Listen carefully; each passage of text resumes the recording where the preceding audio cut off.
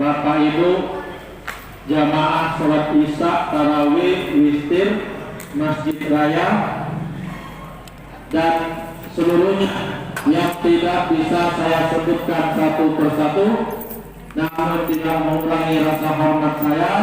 Mudah-mudahan kita yang berada di masjid ini mendapatkan keberkahan dari Allah Subhanahu wa Ta'ala.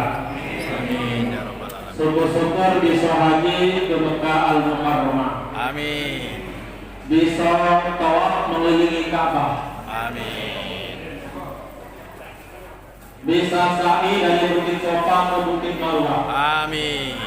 Bisa ziarah ke makam Nabi di Madinah. Amin.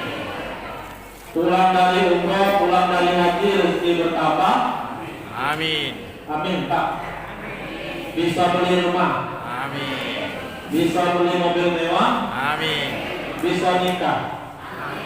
Nah, ibu-ibu. Yang bujang saya. Kena ibu-ibu. Pertama-tama marilah kita bersyukur kepada Allah Subhanahu wa Ta'ala atas nikmat-nikmat yang Allah berikan kepada kita. Alhamdulillah, pada saat ini kita masih diberikan oleh Allah Subhanahu wa Ta'ala nikmat umur yang panjang. Berapa banyak saudara kita, keluarga kita, tetangga kita, sahabat kita, kaum muslimin yang ingin bersama kita berpuasa di bulan Ramadan, yang ingin tarawih berjamaah, yang ingin tahajud, yang ingin berpuasa di bulan Ramadan, tetapi sudah tidak lagi bersama kita. Jadi ketika berbicara tentang Ramadan, maka sungguh indah bahasa Al-Quran mengatakan faman syahida minkumus syahra falyasum. Maka barang siapa yang menyaksikan bulan Ramadan, maka hendaklah berpuasa.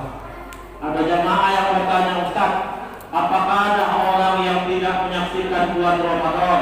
Ada, yaitu orang-orang yang sudah meninggal. Mereka sudah tidak diberikan oleh Allah Subhanahu wa Ta'ala nikmat berjumpa dengan bulan Ramadan, nikmat berpuasa di bulan Ramadan. Tetapi alhamdulillah kita masih diberikan oleh Allah Subhanahu wa Ta'ala nikmat berjumpa dengan Ramadan. Mudah-mudahan Ramadan tahun depan kita bisa berjumpa lagi. Amin ya rabbal alamin. Inilah nikmat yang terindah yang Allah Subhanahu wa Ta'ala berikan kepada kita. Bisa berpuasa di bulan Ramadan, bisa tarawih berjamaah, bisa melaksanakan sholat tahajud, bisa sahur, bisa baca Al-Quran, bisa beribadah. Ini adalah nikmat yang paling besar, nikmat terindah yang Allah berikan kepada kita. Salawat beriringan salam semoga Allah curahkan kepada Nabi besar kita Muhammad Sallallahu alaihi wasallam. Jamaah yang dimuliakan oleh Allah Subhanahu wa Ta'ala. Jamaah. Dari 7 hari yang kita kenal, ternyata dalam Al-Quran Allah hanya menyebutkan 1 hari dan Allah cantumkan sebagai nama surat, yaitu hari Jumat. Ya ayyuhalladzina amanu idza nudiya lis-sholati min yaumil jum'ah. Dalam Al-Quran Allah Subhanahu wa Ta'ala tidak menyebutkan 1 hari pun kecuali hari Jumat. Dan tidak ada sesuatu yang disebutkan dalam Al-Quran semata-mata, tetapi di dalamnya ada hal yang sangat penting dan mulia. Maka hari Jumat dikategorikan ulama sebagai Sayyidul Ayyam, rajanya hari.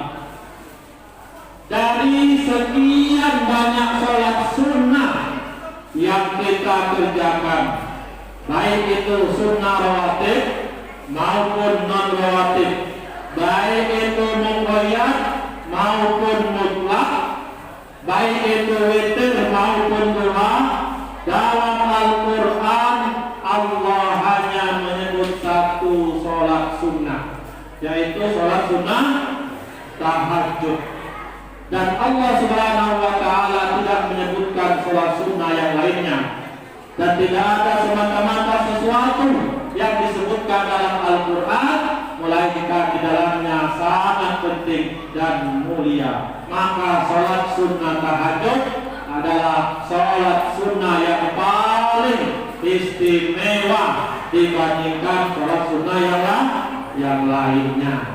Maka ulama mengkategorikan sholat tahajud sebagai sayyidul nawafil, rajanya sholat sunnah. Dari 12 bulan dalam Islam, dari bulan Muharram sampai bulan Zulhijjah, dalam Al-Quran hanya menyebutkan 1 bulan, yaitu bulan Ramadan. Allah Subhanahu wa Ta'ala tidak menyebutkan bulan Rajab, padahal bulan Rajab adalah bulan mulia. Allah Subhanahu wa Ta'ala tidak menyebutkan bulan Zulhijjah, padahal bulan Zulhijjah adalah bulan haji. Tetapi Allah hanya menyebutkan 1 bulan, yaitu bulan Ramadan. Karena bulan Ramadan adalah bulan yang paling mulia dibandingkan bulan-bulan yang lainnya. Oleh karena itu ulama memberikan nama bulan Ramadan adalah Sayyidus Syuhur, rajanya bulan. Bahkan dalam hadis dikatakan, katakum Ramadan, sungguh telah datang kepada kalian bulan Ramadan, Sayyidus Syuhur, rajanya bulan. Karena bulan Ramadan memiliki keistimewaan. Dan di antara keistimewaan bulan Ramadan, yaitu Allah pilih bulan Ramadan sebagai turunnya Al-Quran. Makanya malam ini kita memperingati malam Nuzulul Quran. Kita tidak menceritakan tentang kapan turunnya Al-Quran, karena ulama berbeda pendapat. Tidak penting kapan turunnya Al-Quran, yang penting bagaimana kita mengambil hikmah, mengambil pelajaran dari peristiwa Nuzulul Quran.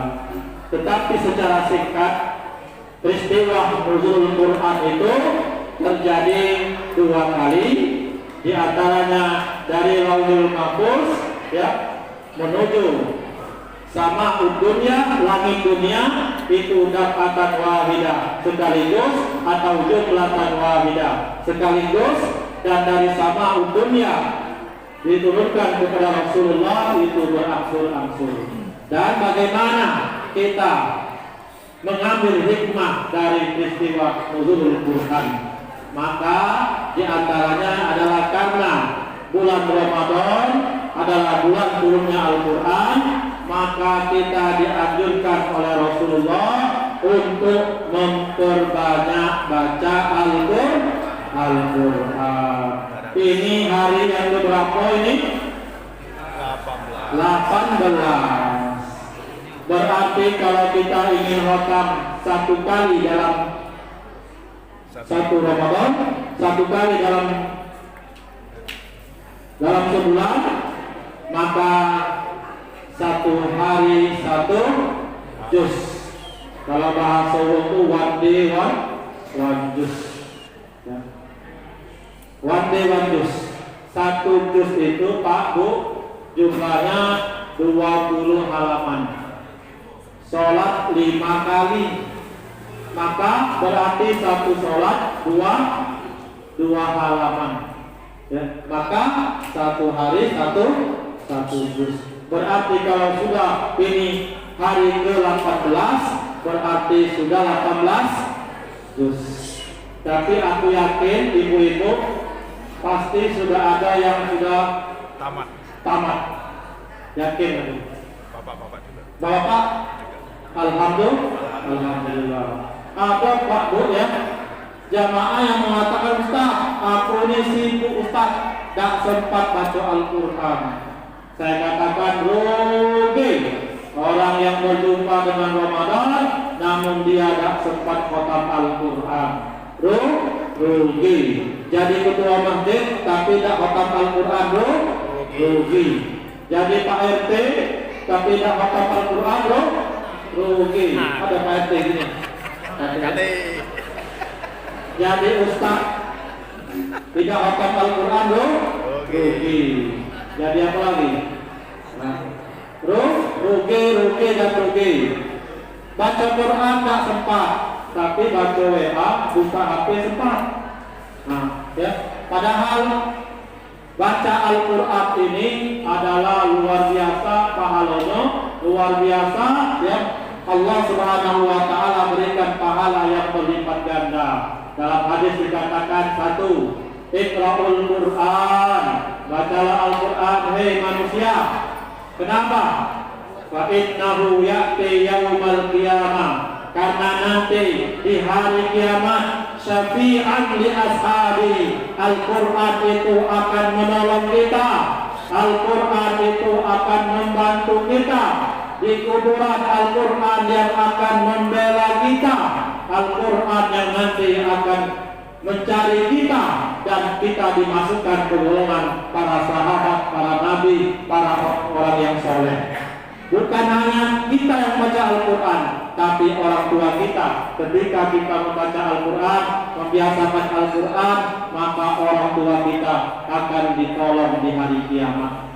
Dan orang yang membaca Al-Quran itu kamu, dalam hadis dikatakan man qara'a ayatan minal Qur'an, man qara'a harfan minal Qur'an, barang siapa yang membaca satu huruf dari Al-Quran, falahu hasana bi asri amsalihah, maka dia akan mendapatkan 10 kebaikan. Aku tidak mengatakan alif lam mim itu satu huruf, tetapi alif satu huruf, lam satu huruf, mim satu huruf ya. Betapa besarnya. Berarti kalau alif lam mim, maka dia mendapatkan 30 kebaikan. Bahkan satu baris itu lebih kurang 40 huruf. Kalau banyak pahala kita ya.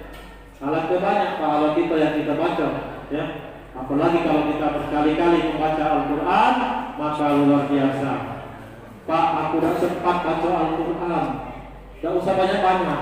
Setiap sholat buka Al-Quran, Assalamualaikum warahmatullahi, Assalamualaikum warahmatullahi. Buka Al-Quran, baca Bismillahirrahmanirrahim. Yasin. Sadaqallahul azim. Saking sibuk ya. Coba hitung Pak, berapa kebaikan Pak? Bismillahirrahmanirrahim itu berapa huruf? Nah, itu Al-Quran. Ditambah lagi Yasin, huruf Ya, huruf Sin, 20 kebaikan. Tetapi al-besar al-mustaq. Aku ini pengen baca Al-Quran, tapi aku terbata-bata baca Al-Quran. Tahu Pak terbata-bata itu? Apa? Tersendat. Maka orang yang terbata-bata, susah baca Al-Quran, itu akan mendapat 2 kebaikan. Kebaikan pertama adalah kebaikan dia membaca Al-Quran. Yang kedua adalah pahala terbata-bata, pahala susah baca Al-Quran. Jadi jangan putus asa yang belum bisa baca Al-Quran, maka belajar ya. Itu kenapa? Karena betapa orang-orang yang baca Al-Quran itu bersama malaikat. Dan baca Al-Quran tidak hanya di masjid, di rumah baca Al-Quran. Kenapa? Karena rumah yang dibacakan Al-Quran dalam riwayat akan mendatangkan kebaikan. Keluarganya, penghuninya akan mengalami ketenangan, dan setan-setan keluar dan malaikat masuk. Tetapi kalau pagi-pagi baca diputar surat Ar-Rahman, Ar-Rahman Allamal Qur'an, Khalaqal Insan, Allamahul Bayan, maka malaikat masuk, setan keluar ya. Tetapi kalau di rumahnya pagi harinya bukan Al-Quran yang dibuka, tapi malah dangdutan, ya, pesta malam atau alamat palsu dia putar di rumah, ya, maka yang masuk adalah setan, yang keluar adalah malah malaikat. Ahlinya, penghuninya menjadi panas, ya. Maka Bapak Ibu yang dimuliakan oleh Allah, biasakanlah untuk membaca Al-Quran. Ibu-ibu sibuk memasak, daripada ngomongkan uang, daripada ngobrol, lebih baik baca Al-Quran ketika memasak. Survei membuktikan ibu-ibu yang baca Al-Quran, artinya ibu ketika memasak Bismillahirrahmanirrahim, Qul huwallahu ahad, Allahu samad, maka survei membuktikan maka lauknya lebih enak, ya, dibandingkan masak tapi ngomongkan uang. Betul, Bu? Nah, jadi biasakan baca Al-Quran. Ternyata ini mumpung nuzul Quran, maka saya akan banyak tentang Al-Quran, ya. Ternyata orang yang membaca Al-Quran itu bisa membersihkan penyakit SMS, penyakit hati. SMS itu senang melihat orang susah melihat orang senang. Di sini alhamdulillah, ya, dapati SMS-nya, ya. Ada WA. Kalau di rumah kami, kalau di daerah kami itu banyak, ya, penyakit SMS. Innal qulub tusda, sesungguhnya hati kita ini berkarat seperti berkaratnya besi. Maka sahabat bertanya, "Fama jalauha ya Rasulullah?" Bagaimana cara membersihkan hati ini ya Rasulullah? Maka kata Rasulullah, tilawatul Quran wa zikrul maut. Baca Al-Quran dan ingat kematian. Ya, susah Pak, yang membuat kita ini susah masuk surga, terkena penyakit hati. Senang melihat orang susah melihat orang senang. Ketika makan, tetangganya beli kulkas, langsung panas. Dikabarkan tetangganya beli motor, langsung dibiru masuk rumah sakit. Dikabarkan, Bu, tetangga sebelah bukan beli motor, Bu, beli rumah, langsung koma. Dikabarkan tetangga sebelahnya beli rumah, beli mobil, langsung innalillahi wa inna ilaihi raji'un. Kalau urusan dunia bagus, maka lihatlah ke bawah. Kalau urusan akhirat, lihat ke atas, jangan berbalik. Tetangga sebelah ada mobil, alhamdulillah bisa numpang. Tetangga sebelah ada mobil, alhamdulillah kita ada motor. Tetangga sebelah ada sepeda. Tetangga sebelah ada motor, alhamdulillah kita ada sepeda. Tetangga sebelah jalan kaki. Tetangga sebelah ada sepeda, kita jalan kaki, alhamdulillah. Tetangga sebelah tidak baca jalan kaki, alias terkapar. Ya. Maka bersyukur, bacalah Al-Quran. Maka Rasulullah baca Al-Quran itu dengan benar-benar, ya, maka akan membersihkan hati yang kotor ini, akan membersihkan hati yang berkarat ini. Dan yang kedua, agar hati kita bersih, galak-galak ingat mati. Apalagi kita sekarang ini di zaman COVID, lihatlah teman kita, lihatlah saudara kita, lihatlah tetangga kita yang kemarin sehat, tahu-tahu meninggal. Sekarang Pak, musim kematian, apa namanya?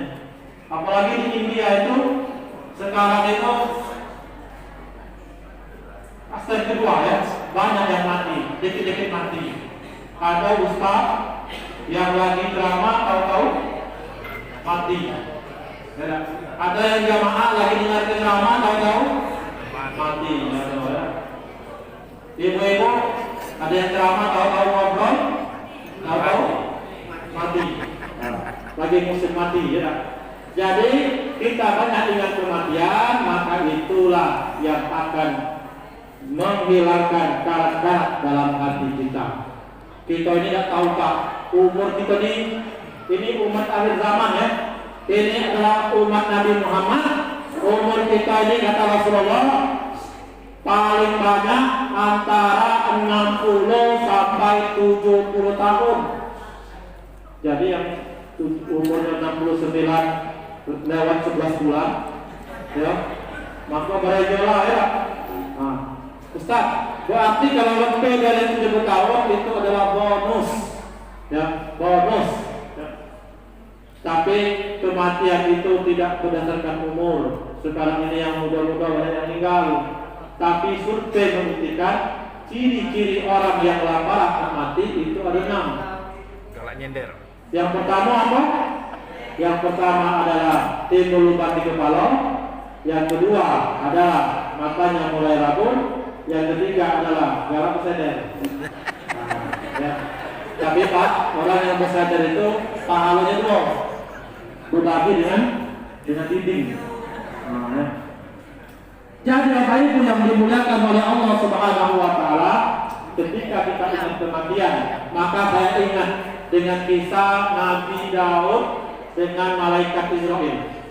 Jadi ketika datang malaikat Israel, bertanyalah Nabi Daud, malaikat Israel, apakah engkau datang ini untuk mencabut nyawaku atau hanya sekedar silaturahim? Maka malaikat Israel mengatakan, sesungguhnya aku datang sekarang ini untuk sekedar silaturahim. Baiklah, kalau begitu malaikat Israel, hanya satu permintaan aku. Apa itu? Kalau engkau nanti datang lagi untuk mencabut nyawaku, tolong jauh-jauh hari engkau kasih tahu aku. Tolong kasih tahu aku jauh-jauh hari, wahai malaikat Israel. Baiklah. Akhirnya hari berganti hari, berganti bulan, berganti tahun. Tibalah malaikat Israel mendatangi Nabi Daud. Apa kata Nabi Daud? Malaikat Israel, engkau datang sekarang apakah untuk silaturahim atau untuk mencabut nyawaku? Maka kata malaikat Israel, sesungguhnya aku datang sekarang ini memenuhi amanah Allah untuk mencabut nyawamu. Protes Nabi Daud. Israel, bukannya kita ada perjanjian tidak mencabut nyawaku sebelum jauh-jauh hari engkau memberitahu aku. Apa kata malaikat Israel?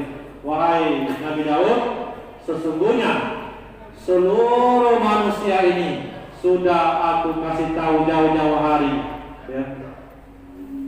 Apa buktinya? Buktinya adalah ketika sudah tumbuh uban di kepala kita, maka itu sudah peringatan malaikat Israel. Jadi kalau sudah timbul uban di kepala, ini adalah peringatan malaikat Israel. Jadi Bapak jangan ada alasan, perasaan belum dikasih tahu, inilah dikasih tahu malaikat Israel. Ustaz, jak mana kalau apa yang nyemir Ustaz? Kira-kira malaikat Israel baca tak ketipu? Tak baca. Ya, tahu malaikat Israel ya, yang tua-tua nah itu. Dan yang kedua, ketika fungsi tubuh kita ini sudah mulai berkurang, datang penyakit ya, penyakit silih berganti datangan, itulah peringatan dari malaikat Israel. Artinya berarti kita ini al-balak wal wadekah. Berarti kita lapar galau ya. Kalau latih penyakit kita ini lapar galau. Jadi banyak-banyak ingat kematian, karena inilah yang akan membersihkan hati kita. Bapak Ibu yang dimuliakan oleh Allah Subhanahu wa taala. Kemudian pertanyaannya, ketika kita berbicara tentang Al-Qur'an, ma khasiatul Qur'an? Apa khasiat Al-Qur'an? Banyak orang yang salah menggunakan Al-Qur'an. Ada orang yang menjadi sini subuh-subuh ditanya dari mana Pak? Dari umroh. Ya. Umroh gratis Bu. Ya. Kalau umroh ke Mekah itu dilarang, ya, masih tidak boleh ada umroh gratis. Salat suruh, ya, alangkah mulianya. Kemudian jangan tinggal 12 rakaat, ya, 12 rakaat salat sunnah rawatib, 4 rakaat qobliyah zuhur, 2 rakaat ba'diyah zuhur, 2 rakaat ba'diyah maghrib, 2 rakaat ba'diyah isya, 2 rakaat qobliyah subuh. Barang siapa yang mengamalkan seharian, maka Allah bangunkan di surga. Berarti banyak rumah di surga kita ini. Dan yang terakhir Bapak Ibu yang dimuliakan oleh Allah, ketika saya tanya azan yang paling kita nanti-nanti di bulan Ramadan, azan apa? Azan maghrib. Saya tanya, kita rindu menanti-nanti itu karena azannya bukan berbuka. Berbuka, bukan azan ya. Kalau saya tanya, di depan Bapak Ibu ada air, ada kurma, ada kolak. Yang mana didulukan? Hah? Ya, macam-macam ya. Tapi ada yang berdoa dulu ya, berdoa kemudian berbuka. Karena doa orang yang menjelang berbuka itu mustajab, dikabulkan oleh Allah. Banyak yang berdoa, ya. Jangan doa Allah malaka sunnah, doa Allahumma Muhammad, doa macam-macam ya. Jadi kesal ya. Jadi orang kesal, maka banyak doanya ya. Nah, tapi doa yang singkat-singkat ya. Ada yang mengatakan adalah dulukan air berdasarkan hadis telah hilang dahaga kita. Tapi ada yang menyatakan kurma dulu, karena Rasulullah ketika berbuka kurma dulu, kurma basah. Kalau pakai kurma basah, kurma kering. Kalau pakai kurma kering baru air. Ustaz, cak mana kalau aku berbuka dengan kolak? Boleh tak? Boleh. Ya, cuma tidak sunnah. Yang sunnah tuh dengan yang manis-manis. Ya, yang manis-manis itu apa? Kurma, ya.